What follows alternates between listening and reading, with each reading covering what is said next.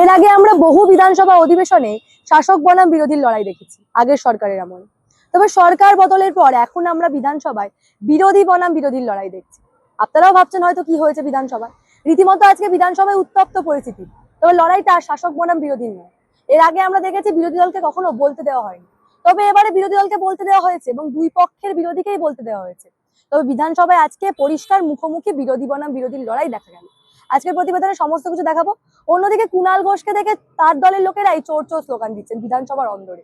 সমস্ত ছবি আজকের প্রতিবেদনে দেখাবো, তার জন্য প্রতিবেদনটা সম্পূর্ণ দেখুন। নমস্কার, আমি সানিয়া, দা নিউজ বাংলায় আপনাদের সকলকে স্বাগত।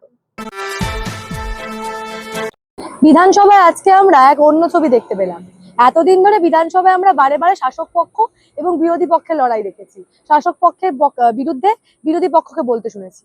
তবে এবারে আমরা অন্য ছবি দেখছি, বিরোধী পক্ষের মধ্যেই নিজেদের মধ্যে লড়াই হচ্ছে।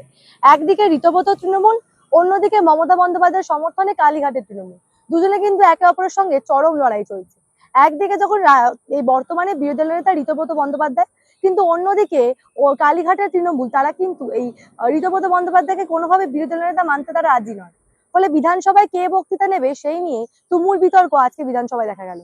একদিকে যখন রাজ্যপালের বক্তব্যের ওপর ভিত্তি করে আজকে বিরোধীদের কথা বলার কথা, এবং ঠিক সেখানে কুণাল ঘোষ মুখ্যমন্ত্রীর কাছে দাবি করলেন, মুখ্যমন্ত্রীর সঙ্গে আলাদা করে সাক্ষাৎ করে তিনি এবং শোভনদেব চট্টোপাধ্যায় সহ 5 জন বিধায়ক বক্তব্য রাখার দাবি করলেন। তার মধ্যে থেকে কুণাল ঘোষ সহ আরেকজনকে বলার সুযোগ করে দিলেন মাননীয় মুখ্যমন্ত্রী শুভেন্দু অধিকারী।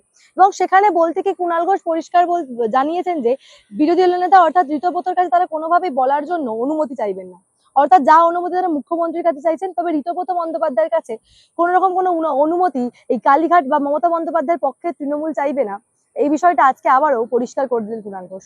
অন্যদিকে যখন কুণাল ঘোষকে বক্তৃতা দিতে দেওয়া হলো, অর্থাৎ তার বক্তব্য বিধানসভায় রাখতে দেওয়া হলো, রীতিমতো চারিদিক থেকে চোর চোর স্লোগান শোনা গেল। অবশ্যই চোর চোর স্লোগান কিন্তু মানে শাসক দলের বিধায়কদের তরফে দেওয়া হয়নি, কিন্তু অর্থাৎ বিজেপি বিধায়কদের তরফে এই চোর চোর স্লোগান দেওয়া হয়নি, বরং তৃণমূলেরই বিদ্রোহী শিবির অর্থাৎ ঋতব্রত বন্দ্যোপাধ্যায়ের সঙ্গে যারা রয়েছেন তাদের পক্ষ থেকে কুণাল ঘোষকে চোর চোর স্লোগান দেওয়া হলো।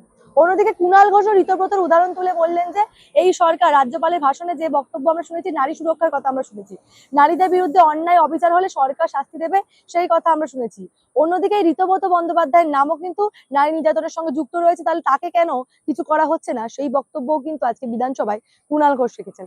আগে সে ছবি একবার দেখাবো। মাননীয় সদস্য কুণাল ঘোষ ওয়াশিং মেশিনের শব্দ উচ্চারণ করেছেন, এটা কার্যবিবরণীতে যাবে না।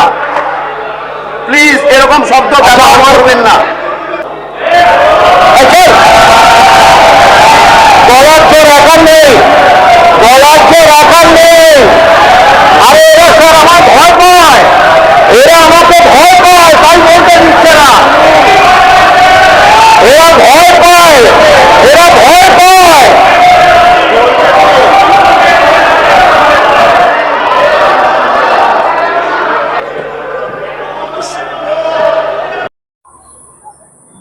অন্যদিকে কুণাল ঘোষ পরিষ্কার আজকে দাবি করেন যে একদিকে যখন আসল বিদ্রোহী শিবির অর্থাৎ মমতা বন্দ্যোপাধ্যায়ের পন্থী যারা তাদেরকে বলতে দেওয়া হচ্ছে না, অন্যদিকে মেরুদণ্ডহীন বেঞ্চকেই নাকি বারে বারে বলতে দেওয়া হচ্ছে, এই অভিযোগ কুণাল ঘোষ আজকে করেন। অন্যদিকে আমরা দেখতে পাই যে বিধানসভায় যখন পরিস্থিতি সামালের বাইরে চলে যায় তখন শঙ্কর ঘোষ একেবারে পরিষদীয় মন্ত্রী, তিনি পরিস্থিতি সামাল দেওয়ার চেষ্টা করেন, কিন্তু কুণাল ঘোষ সেখানেও বিতর্ক করে বলেন যে আমাকে বলতে না দেওয়া হলে আমিও কাউকে বলতে দেবো না।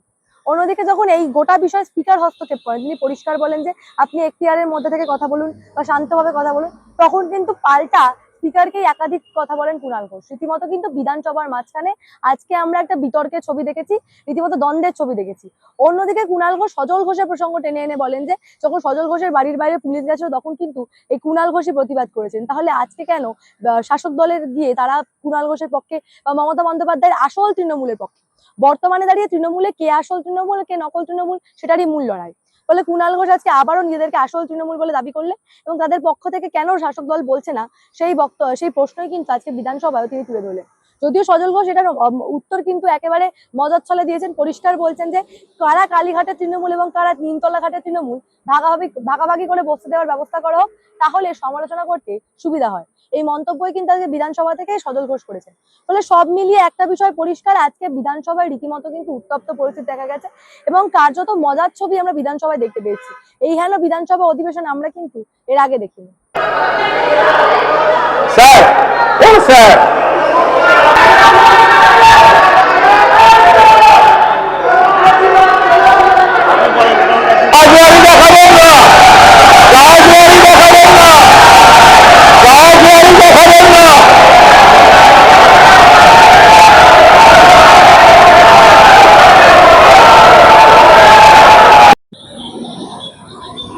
বিধানসভার এইখানে ছবি আমরা আগে কখনো দেখিনি। এখন প্রশ্ন একটাই, এই গোষ্ঠীদ্বন্দ্ব কত দূর গড়ায়।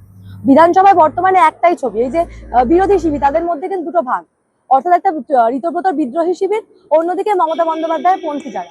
এই দুই শিবিরের মাঝে লড়াইয়ে বিধানসভায় কিন্তু বর্তমানে শাসক দল ভার্সেস বিরোধী দল হচ্ছে না, বরং বিরোধী দল ভার্সেস বিরোধী দল হচ্ছে। এখন দেখার বিষয়ের ভবিষ্যৎ কি হয় এবং সত্যিভাবে এই পরিস্থিতির সঙ্গে সত্যি কি বিধানসভার কাজ এগিয়ে নিয়ে যাওয়া সম্ভব। একদিকে যখন কেউ স্পিকারকে মানছে না, অন্যদিকে বলার সুযোগ, দুই পক্ষকেই বলার সুযোগ করে দেওয়া হয়েছে, অর্থাৎ বিরোধী শিবিরের মধ্যে দুটো ভাগ থাকা সত্ত্বেও দুই পক্ষকে বলার সুযোগ করে দিয়েছেন মুখ্যমন্ত্রী। এর আগে কিন্তু আমরা তৃণমূল সরকারের আমলে কখনোই বিরোধীদেরকে বলতে দিতে দেখিনি, বা বিরোধীদের বলার সুযোগ করে দেওয়া হয়নি তৃণমূল আমলে। তা সত্ত্বেও মুখ্যমন্ত্রী শুভেন্দু অধিকারী এইবারে বিরোধীদের দুই পক্ষকে বলার সুযোগ করে দিয়েছেন। কিন্তু কিন্তু বর্তমানে যে ছবি বিধানসভায় দেখা যাচ্ছে, এর ভবিষ্যৎ কি হতে চলেছে তা নিয়ে কিন্তু প্রশ্ন থেকে যাচ্ছে। এ বিষয় নিয়ে আপনারা কি ভাবছেন? আপনাদের মূল্যবান এবং গুরুত্বপূর্ণ মতামত অবশ্যই জানাবেন দ্য নিউজ বাংলা কমেন্ট সেকশনে, এবং দেখে থাকুন দ্য নিউজ বাংলা।